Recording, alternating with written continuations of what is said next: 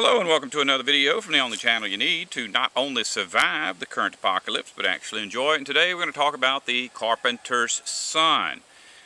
Pretty much everybody, because of popular culture, knows that Jesus was called the carpenter or the carpenter's son. In fact, people who have absolutely no idea of how Jesus lived or what Jesus was about or what Jesus said will recognize that he was the carpenter's son. This myth has been perpetrated by the churches for 2,000 years. There's no reason for somebody to just know that that's not true. But the first clue that that isn't true is found at Luke chapter 9 verse 58 and Matthew chapter 8 verse 20, where it very specifically says that Jesus was homeless. And I've got notes, so I'll post all these scriptures in the description box of the video. If I don't, just somebody send me a comment that I didn't, and I'll take care of it. So why do people say that Jesus was a carpenter's son if he was obviously unemployed? Well, chapter 13 and verse 55 of Matthew, as well as chapter 6 and verse 3 of Mark, say that he was the carpenter. In fact, one of them says he was the carpenter's son. And I promise you, I've been in quite a few churches over the years, and every one of them tells the same story, that Joseph was a carpenter, and so when he died, he passed the family business on to his son, Jesus. But both of these scriptures are talking about the same exact event, when Jesus went home to outside of the city, and the people from his home recognized him, and they were astounded because they had heard so many things about what Jesus was accomplishing in the city. And so that's what they asked. They said, wait a second, why should we listen to this guy? He's just the carpenter. But what it actually says is, why should we listen to this guy? He's just a tectone. Now, one of the main things to keep in mind about Bible translation is that Bible language is not its own special language. The Bible was written in an actual language spoken by actual people, and that language is, at least for the New Testament, was Koine Greek. Koine Greek was the common language of Greek people. In other words, it wasn't the kind of like these and thys language. It was just what normal people in the street would say. It's really windy. If you recognize that you can't hear me, I'll do something about that. But my camera that has a really good sound, for whatever reason, doesn't focus now, so I'm having to use my old camera. Well, in any case, what was I talking about? Oh yeah, the word tectone, what it says here is, this not the tectone, the son of the son of Mary? And tectone, that word is not just used in the Bible. It's used in a lot of places, but nowhere else is this word used to describe a carpenter. It's always a poet or a musician, and what we would consider a storyteller. So they're saying, is this not the tectone, the storyteller? Now, this can be applied to a position on a ship, and so some linguists have asserted that it would have to be a ship's carpenter, but even ships had to have a tectone, someone to ring out a cadence. In other words, it's a rowing ship, row, row, or if they're working with sails and rope, heave, ho. So this word tectone being used on a ship's crew doesn't mean that it was a carpenter. Now, addressing the point of Joseph being a tectone as well that's not a big issue. If Joseph told stories and then later his son got the reputation for telling stories, and that's all right. But if you look at the original Greek, it doesn't really say anything about Joseph. What it says, specifically in both scriptures, identical scriptures, is this not the tectone, the son of his mother Mary? It does not say, is this the son of the tectone and his mother Mary? And you can go look at that on pretty much any lexicon or interlinear Bible, or it's Greek English interlinear Bible, and you'll see it just says, is this not the tectone, the son of his mother Mary? So it's not a business that he inherited from his father. And that's another thing we have to address. In different cultures, you can say exactly the same thing and have two different meanings. In the ancient Greek culture, if you want to find out what a person is, you ask them, they're going to tell you about the things that are important to them. But in our culture, the only thing that's important is money. So if someone asks you what you are, and you are a carpenter, you'll say, I am a carpenter. Now, if you have not done any carpentry in 20 years because you're retired, but you fish 7 days a week, and someone asks you to describe yourself, you would say, I am a retired carpenter. You don't say, I'm a fisherman, because that's a cultural difference. In ancient Rome, if somebody's fishing, they called themselves a fisherman. They didn't say, well, you know, I did some carpentry a couple of years back, so I'm a carpenter. They specifically would tell you something about themselves, not about what gives them a higher position or what their rank in civilization is. So even though it says that Jesus was tecton, or a storyteller, it doesn't mean that he told stories for money. What it simply means is that he had that reputation as a storyteller. Now, to support the fact that Jesus was homeless and did not work, and to support the fact that none of his apostles worked, we can go to Mark chapter 2 and verse 23, and Matthew chapter 12 and verse 1, or Luke chapter 6 and verse 1, and see a story about Jesus and his apostles walking through somebody's garden and harvesting wheat and eating it. This is not their garden. This is somebody else's garden. Well, under Jewish law, people who refused or for whatever reason didn't participate in the economy were free to do that. That was called gleaning. And in fact, it was so important, this gleaning was so important that at Leviticus chapter 23 and 22, there was actually a law, a judicial law for that nation, that if someone chose to participate in the economy, say raising cattle or raising vegetables, they were not allowed to harvest those things. They could only harvest what they needed for their business. Now, a poor person could not claim the right to glean and go into someone's garden and pick fruit and vegetables to take to town and sell. They could only pick what they could eat. And as far as the beef goes, it was actually a death penalty offense if a person butchered their own bull. They had to bring the bull, physically bring the bull to the temple and have the priest sacrifice it, after which they would get some of it, but the rest would be distributed equally amongst everyone who was there. And the poor people who were there had to make sacrifices too, but they didn't have to sacrifice things that cost money. When Jesus was dedicated, 8 days after he was born, his mother Mary brought him to the temple, and rather than sacrifice a bull, she sacrificed 2 doves. But while she was there, if others had been there sacrificing bulls, she would have gone home with some meat. It's just the law. And the reason they had that law is because in Egypt, just like here in the Anglo-American world empire, their big deal was freedom. Everyone was free in Egypt to do what they wanted to do. So if a person wanted to be part of the economy, they could. If they didn't have to. But it was a false law, just like in our culture.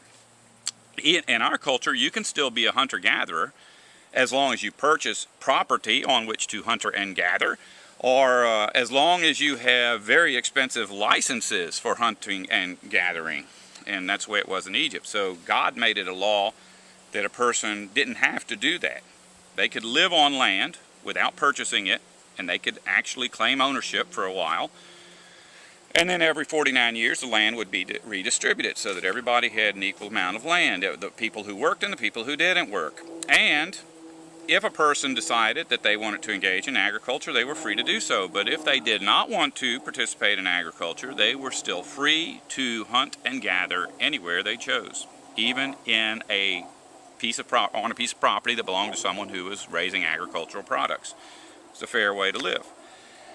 So the fact that Jesus and his apostles were going through someone else's field and eating grain indicates that they did not participate in the economy.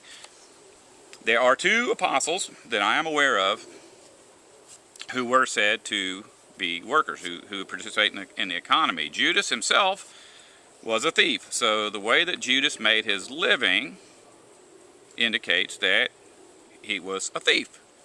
But if someone had asked him what he did or what he was, he would have probably said fisherman. Now, in our Bibles, and this is in the original languages. It only really specifically speaks of Peter and his brother Andrew as having a boat and fishing.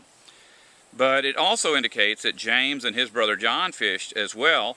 And throughout the Bible we see many different stories of Jesus with different apostles who are gathering fish, catching fish, repairing nets, cleaning nets, riding in boats. And so there's really no doubt that all 12 of the apostles that Jesus was involved with were fishermen, even though they're not all specifically referred to as fishermen. In fact, Matthew, who was referred to as a tax collector, when Jesus went to him and said, "Follow me," it says that Matthew left that.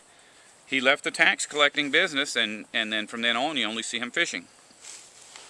And this is I'm just trying to address this issue. So when you're reading the Bible, I don't think this is like a major thing that you have to know that Jesus and the 12 were fishermen, but it just makes it easier to understand what's going on, because recently I did a video where I talked about the fact that, which I always do, the Bible is not about what the churches tell you it's about. The Bible is specifically about the war between God's kingdom and Satan's empire, or between the angels and the demons, between civilization and creation. Well, another way to think about that is brought out in the Bible is as the war between the builders and the shepherds, or at what we would call today the consumers and the custodians, those who stayed in one place and built things as opposed to those who wandered the earth caring for living things. And a man came and left a comment on my channel. Says, well, you're saying that it's wrong to be a builder, but Jesus himself was a builder. So I think it's, at this point, I needed to make this video. In case that comes up again, I can just send somebody this video. Now, another thing to indicate that Jesus and the 12 did not fish for money is found at John chapter 21 and verses 5 and 6. And on this occasion, Jesus has already been executed and he's been resurrected. And he sees the apostles out on a boat, and he's standing on the shore in his resurrected body. He's on the shore. And the 12 recognize that it's Jesus. Well, they don't initially. They see him standing there, and he hollers to them. He says, "Have you caught anything to eat?" If they had been fishing for, as part of the economy, they were going to catch fish and bring them to town and sell them for money, then he would have said, "Have you caught any fish?" He specifically said, "Have you caught anything to eat?" So that indicates that they were fishing for food, not for profit. And you may think that's flimsy evidence, but it's really the way it is in the Greek is it's pretty obvious that that's what this is about. Now, another story that seems to support this idea of Jesus and the 12 engaging in business or participating in the economy is found at John chapter 12 verse 6 and chapter 13 verse 29. And both of these accounts are about the last 24 hours of Jesus' life. So it's talking about Judas. It says that Judas carried the money belt. It's always been explained to me that it was just easier for Judas to take care of the financial end of being an apostle. So all of the other apostles would give Judas the money, and he would store it in his money belt. But if you look at the way this is written, it's very, very obvious that Judas did not carry the money belt for the 12, and he did not carry a money belt every day. He carried a money belt once in his life, and that was during the last 24 hours that Jesus was on the earth. And the way the story is presented to us is that Judas shows up at the Last Supper. Actually shows up even before that when they're doing the feet washing and when Jesus is being anointed with oil. And Jesus recognizes that Judas has the money bag. Now, Jesus intuitively knew that Judas was the one that was going to turn him over to the authorities for his execution. So it's not like he used his powers of deduction. He was already aware of it, but he sees that Judas has a money belt. And that basically is the cue for Jesus to do what he does next, which is he goes up to Judas and he says, "You know what? You need to get out of here."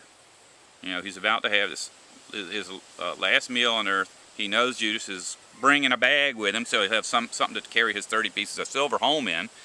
And he says, you just need to leave. Well, the other apostles don't hear what Jesus says. So one of these scriptures, it says, we looked over and we saw Jesus talking to Judas, and Judas left. So we all assumed, since Judas was carrying a money bag, that he must have had some cash, and so Jesus told him to take the money out of there. He didn't want money in his room with him. You know, take it and go give it to the poor, or go buy some food. So Judas leaves. He's got a money bag, something that's never happened before. All of the apostles are talking about why did Judas have a money bag? Because they didn't know what was about to take place. And that's the way the story goes. If you read that for yourself, you'll see it. And if you don't see it in your English Bible, look at a parallel verse, because most of the Bibles make it pretty clear that that's what happened. And if it's not, just look at the Greek. It's very easy to do that on the internet, and if you're watching this video, you're on the internet. Now, something else is pretty interesting that I never saw before until a few days ago, is that what it says Judas carried was not really a money purse. It uses a unique word that's not found anywhere else, and that word is glossomocomen. And it's actually made from two words, two separate words, and those words are tongues and civilization. Now, if you go and look at a Greek lexicon, it says that glossomocomen was a case used by a woodwind instrument player to carry his reeds. In other words, a box with a bunch of reeds, because those reeds were referred to as tongues, and in its civilization is a way of organizing things, so it's like an organized collection of reeds, although I don't believe the word is ever actually used that way. Tongues of civilization is a reference to speaking in tongues. If you remember, at the wall or Tower of Babel, God confused the tongues. So prior to the wall of Babel, everyone spoke one tongue.